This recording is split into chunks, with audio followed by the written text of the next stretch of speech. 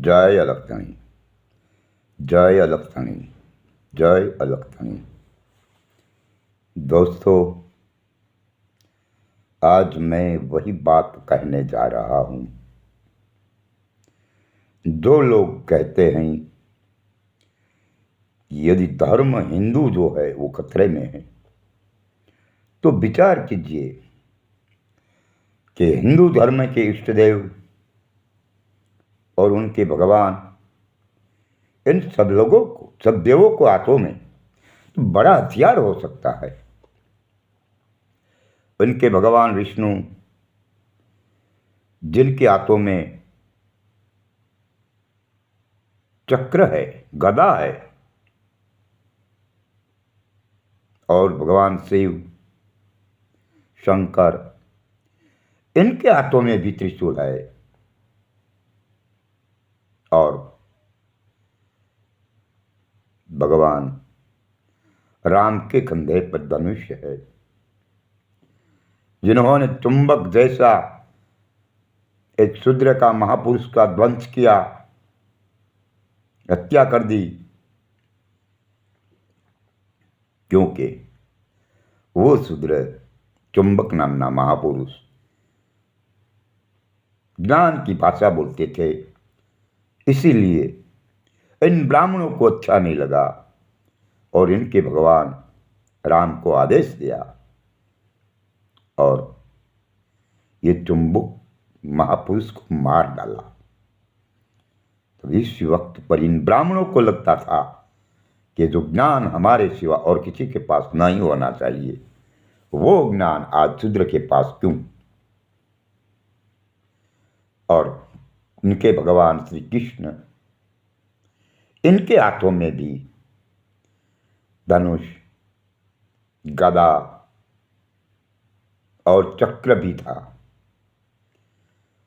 इनके जितना देव देवी देवता हो, इन सभी के हाथों में हथियार है, फिर भी इनका धर्म क्यों खतरे में? वो तो बात गलत है, क्योंकि जिनके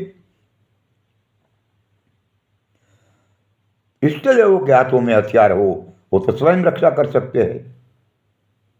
इसीलिए एक कहना कुछ चाहते हैं और बताते कुछ है। यदि धर्म जो बौद्ध महाराज अशोक सम्राट के वक्त पर था, इनके बाद ये हिंदू धर्म जो वाले लोग जो है, इन्होंने ऐसा लगा कि हमारी दुकानों जो हो, ये आडंबर वाली, वो अंधकार फैलाने वाली, अब वो बौद्ध धर्म वाले बंद कराते गए। इसीलिए उन्होंने, इनकी दुकानों खतरे में लगी। और इस वक्त पर हमने सुना है कि इन लोगों ने बौद्धिक साधुओं ने ध्वंस किया, बहुत मारा गया। ये वक्त पर ये बौद्ध धर्म खतरे में आ गया था, वो बात सही है, क्योंकि उनके हाथों में तो कोई हथियार है ही नहीं। इसी तरह अब वर्तमान के समय पर इन लोगों ने संविधान को जलाने की कोशिश किया। ये साबित करते हैं कि उनको, ये ब्राह्मणवाद को, मनोवादी विचारधारा वाले लोग को इस संविधान तोड़ने की तमन्ना है, इस संविधान हटाने की उम्मीदें है। इसीलिए इनका धर्म नहीं खतरे में, लेकिन अपना हमारा और तुम्हारा, એટલે કે SC, ST और OBC समाज के हितावह में जो डॉक्टर BR आम्बेडकर ने संविधान लिख के दिया गया और तुम्हारा हक दिलाया। इसीलिए आप जो चाहो तब तो ये संविधान बच सकेगा। अगर आप जो चुप रह गए तो आने वाली पीढ़ियां इस संविधान बदलने के लिए आपको ही उत्तरदायी ठहराएगा, क्योंकि आपने कुछ नहीं किया। अगर जो ये करना है, संविधान अपना बचाना है, तो फिर क्या करना?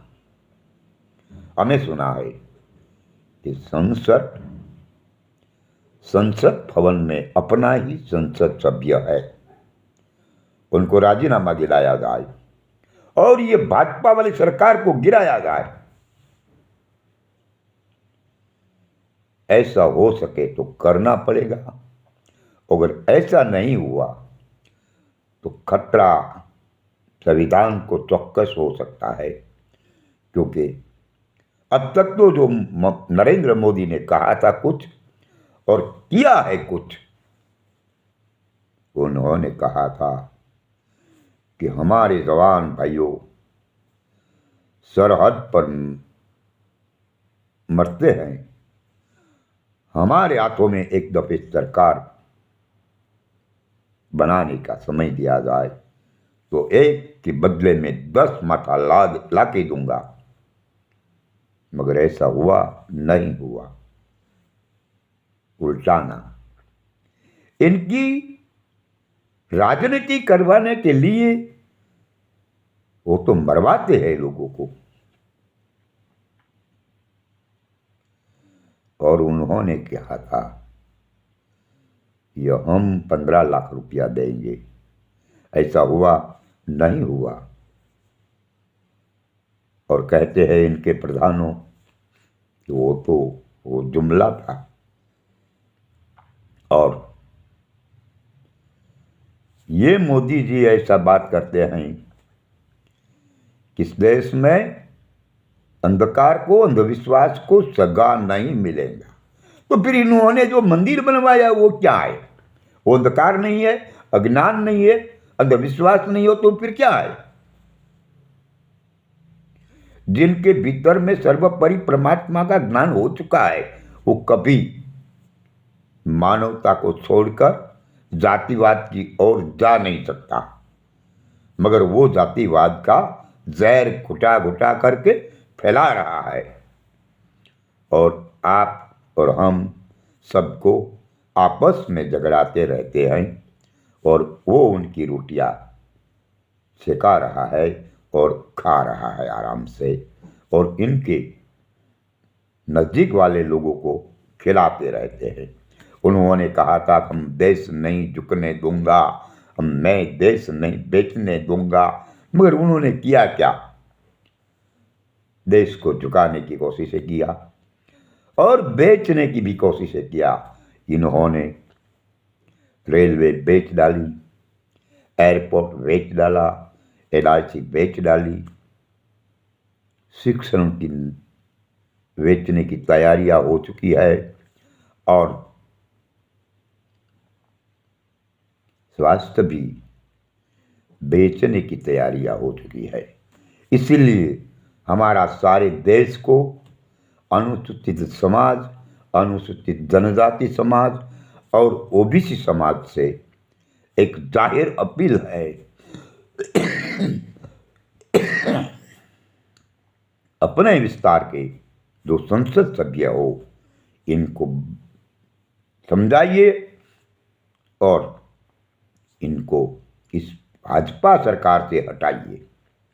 जो ये सर नहीं हुआ तो चौक्कस अपने संविधान खतरे में आ सकता है और आप बर्बादी के ओर जा सकते हो। और पहले वाली जो गुलामी थी, इनसे भी बेहतर गुलामी आने वाली है। इस गुलामियों से बचना है तो पहले संविधान को बचाना, और संविधान को जो बचाना है तो संसद सभ्यों को इन भाजपा से हटाना होगा। अगर ये जो हट जाएगा तो ये सरकार गिर जाएगा, फिर कभी इनके सहारे नहीं चलना, ऐसी नींव रखना पड़ेगा तो दोबारा 2024वीं साल में ये कभी नहीं आ सकता। और दूसरी बात वो है कि वो लोग कहते हैं कि हम इतनी सीट लाएंगे, इतनी बैठक लाएंगे। ऐसा क्यों? क्योंकि भाई वो त्रिकाल ज्ञानी है? नहीं। तो ऐसा क्यों हो सकता है? मगर इस बात पर साबित होता है कि इन लोगों समय पर ये संविधान को खिलवाड़ करवाने के लिए, ये समाज को बर्बाद करने के लिए, एक देश को नष्ट नाबूद करने के लिए सभी ये ईवीएम मशीन से छेड़छाड़ करते हैं। अभी विधानसभा में नहीं करेंगे वो कुछ, क्योंकि वहां तो उन्हें रहना नहीं है। उन्हें ने तो प्रधानमंत्री बनकर रहना है, देश को बर्बाद करने की काम करना है, क्योंकि उन्होंने जो बिठाया गया है वो आरएसएस वाले ने बिठाया है, और आरएसएस वाले के इशारे पे चलते हैं नरेंद्र मोदी। इसीलिए वो लोकसभा का चुनाव वक्त पर ईवीएम में घोटाला करते हैं, और घोटाला करके छेड़छाड़ करके वो सत्ता पे आरूढ़ हो जाते हैं। इसीलिए पहले ये काम हम सबको करना होगा, ईवीएम मशीन हटाया जाए और बैलेट पेपर से ये चुनाव लड़ा जाए और लड़ाया जाए। फिर देखते हैं कि किसकी सरकार होती है। और बहुजन समाज को, मूल निवासियों को ये मेरा संदेश है। इसलिए जो व्यक्ति इस वीडियो लास्ट तक देखे, और उनको मेरी विनती है कि इस वीडियो को इतना शेयर किया जाए और इसको लाइक इतना किया जाए कि पूरे भारत देश में हमारा ये संदेश पहुंचाना चाहिए। जय अलख धनी, जय अलख धनी, जय अलख धनी।